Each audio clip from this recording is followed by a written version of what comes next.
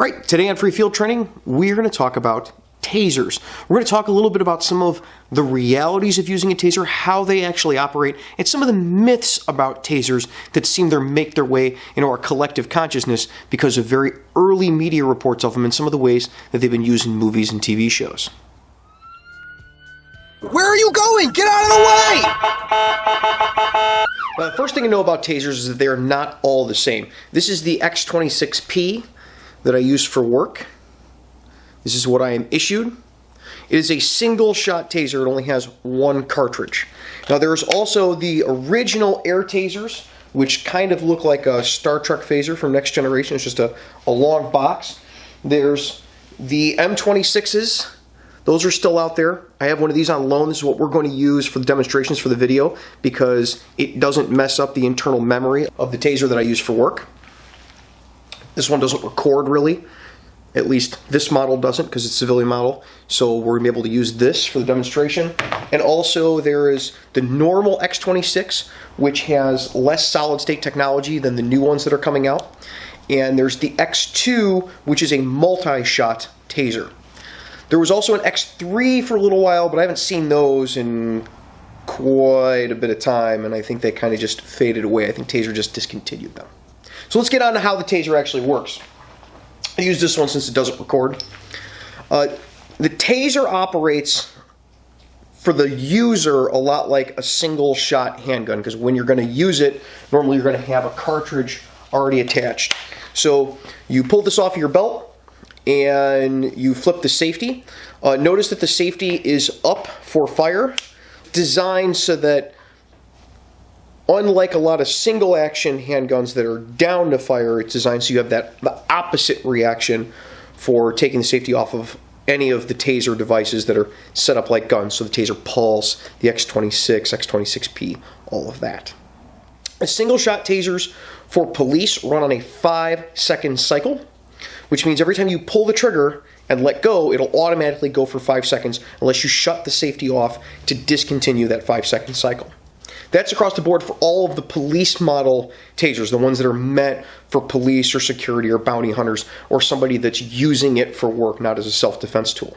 Now the self-defense tool ones, the ones that are sold to the civilian market now, so the Taser Pulse, those run on a 20-second cycle. The idea is you turn the safety off, you hit bad guy with it, and then you can just drop the device and run away, and it gives you 20 seconds to get away. Although from my experience getting tased,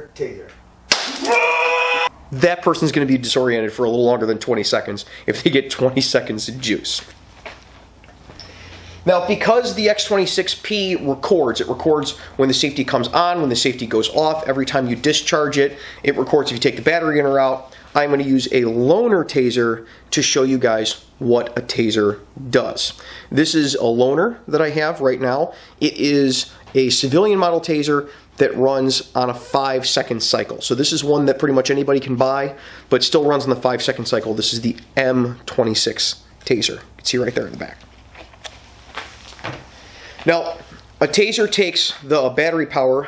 Normally it's from the battery packs that are in these, which are basically just 2 CR123 lithium batteries in a special container so Taser can charge you more for them.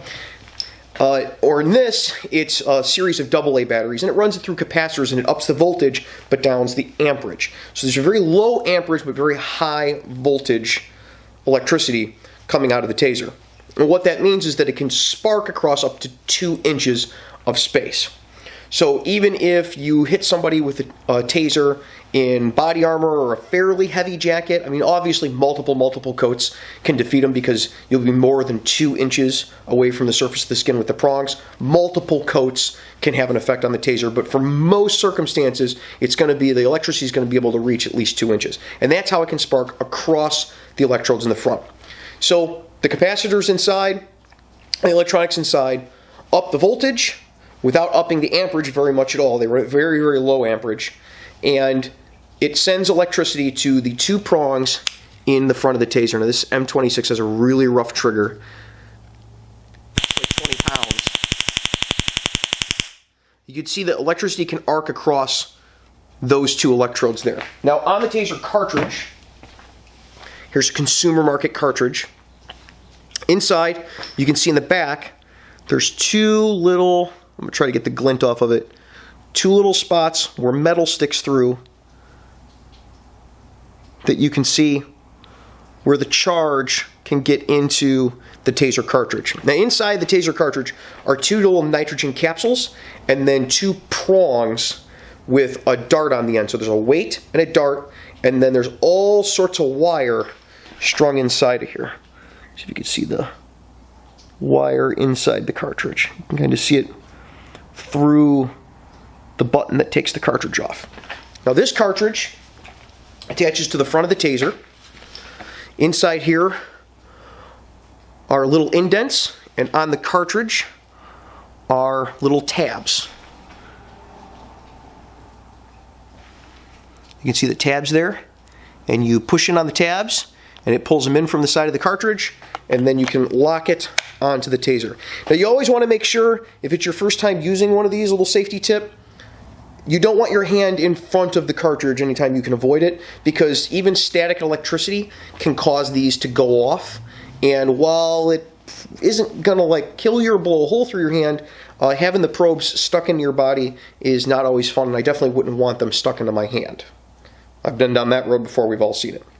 So I know what everybody's waiting for. They want to see the Taser go off. What I did is I set up a cardboard box with a bunch of series of cardboard inside, so it's going to be easier to pull the probes out, so I can show you guys the probes, the wires, the aphids that are inside. We'll talk more about that in a moment, and the spread on the Taser. So when you shut the safety off, you pull the trigger. The electricity goes from the batteries into capacitors and the electronics inside. It ups the voltage. It sends it to the cartridge, which discharges nitrogen capsules inside the cartridge and sends probes and little prongs with wires attached to them on their way, and then it sends that electricity across the wires to whatever the target is. Hopefully both prongs hit. And if both prongs hit, you get the zap. Now when those prongs go to the target, they're not going both straight ahead. The top prong is lined up so that the top of the Taser, you see there's sights on there, there's also a laser sight on it. The top of the Taser is lined up with that top prong. So the top prong is going to go wherever the Taser is pointed. The bottom prong is going to go down at a 7 or 8 degree angle. Different sources tell you different things. It really doesn't matter. What it turns out to be is it's a little over a foot at like 10 feet. Now we're 7 feet from the target. It should come in just about a foot when we shoot the target, and you're going to see here in a second. So I turn the safety on by flipping it up. You see that there? We flip it up. And then the trigger is down here. I point the red dot at the target there, and we pull the trigger. If I can get it to pull, there's like a 20-pound trigger on this old one.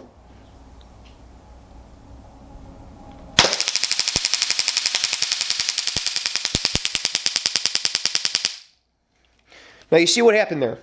The darts shot out of the Taser. They hit the cardboard a little under a foot apart, because we're talking 7, 8 degree downward angle from one dart to the other.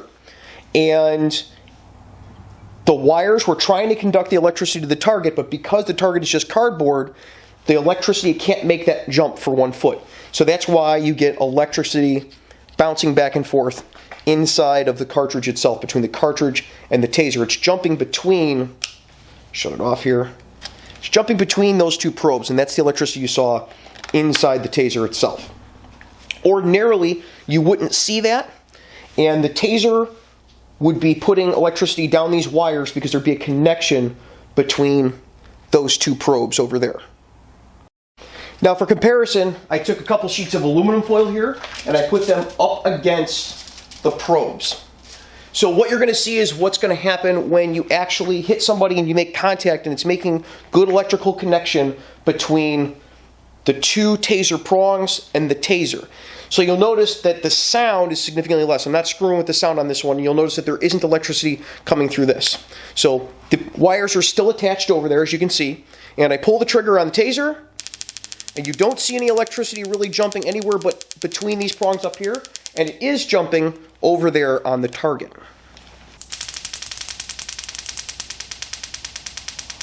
Now that's the basics of how the Taser actually operates to affect a suspect. Let's talk about how it actually affects a suspect. There's people out there that are saying you tase somebody and it knocks them unconscious like a Star Trek phaser. That's simply not reality. What knocks someone unconscious from a Taser is falling and hitting their head off the ground. So let me explain that for a second. What the taser does is it locks the muscles up between wherever you hit a person. Ideally, the best knowledge that we have now, and I'm talking April of 2018, is that you don't want to hit someone across their heart. So what we're doing is we're aiming for center mass, and then we're hoping to catch the other probe either somewhere off to a side or down into a leg. And the best place to hit someone, and the place that's safest for everyone involved to hit them if we can get that shot, is to hit them in the back, center, and then either on a buttock or on the leg, and then lock up major large muscle groups in the back and make the person fall to the ground. Obviously, this isn't always possible. Sometimes we have to take a front shot. It's the only shot we have. And if we're going to take a shot which is ordinarily would be a lethal force shot, we're using the taser instead of lethal force, the best way to lock a person up, let's say you have that circumstance where you got the person with the knife to their throat, or they have the knife to someone else's throat, and you're going to use this as a secondary option if the tactics allow it without putting lives in danger. Your only other option would be lethal force. You can hit someone high upper chest or high upper back is even better.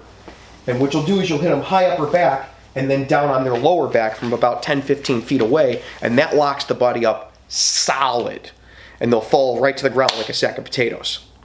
Now the good thing about that is it puts an immediate end to that problem.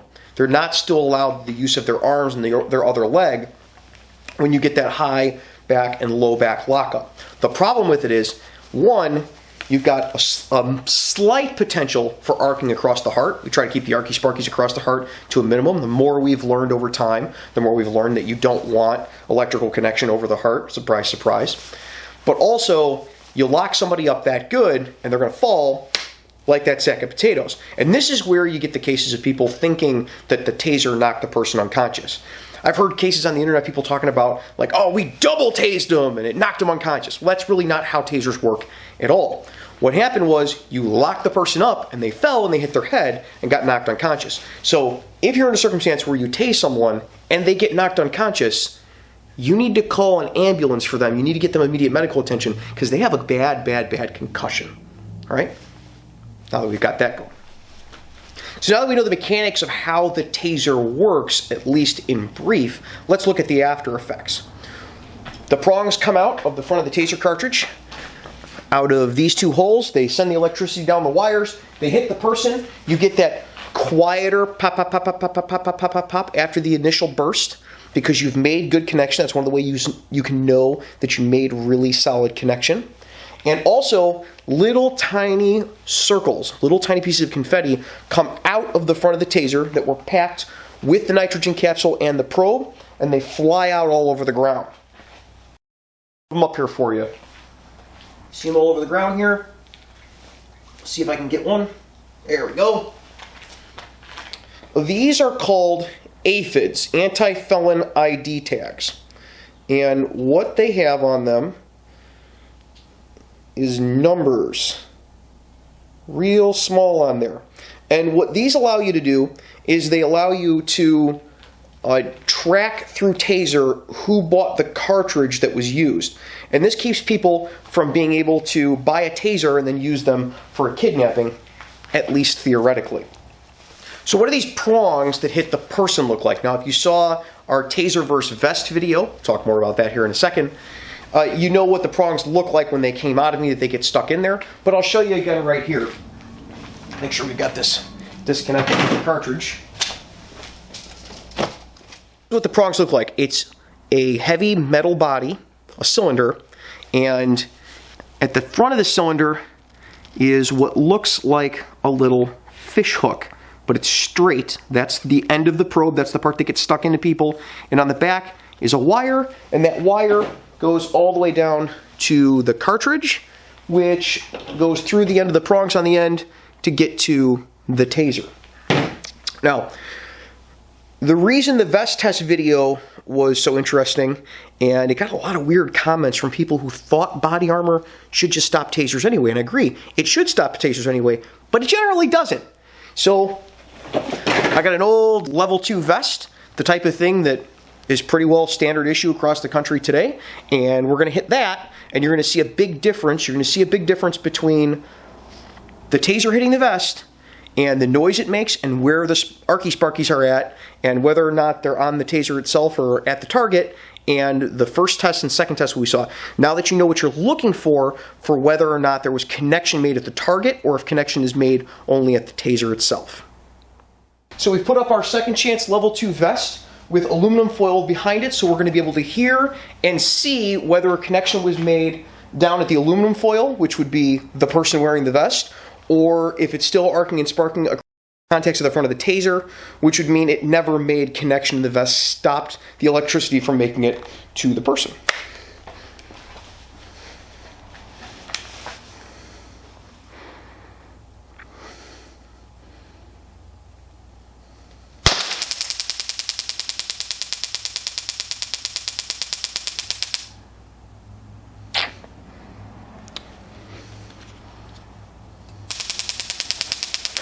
What do you know?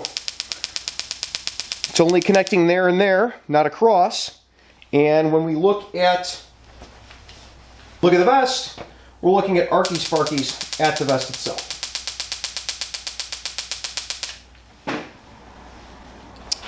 So there you have it. Different vest companies are coming up with ways that they can make body armor where it will stop taser devices. One, the one we've looked at recently on the review video, is Safe Life Defense. They use layers of armor that stop one of the probes from penetrating, getting all the way through, and layers of an insulator behind it. Because remember, if you're less than 2 inches between the contact of both of those probes and the skin, the electricity can jump even through fabric like Kevlar.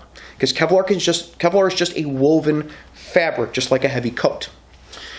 The other way they do it is they use a metal mesh to short out the contacts of the tasers. There's other companies that do that. Both of those methods, in my experience, are effective, and both of them add a little bit of cost to the price of the vest, but are kind of becoming industry standard now across people's lines as police departments are more concerned with tasers getting taken away from officers and used against them, and as tasers become more prominent in the public, they become a bigger threat to your average person, your average cop out in the world, that someone might want to use this weapon against them. This video isn't supposed to be an all-inclusive taser training. It's supposed to be just a primer, like everything that we do on free field training.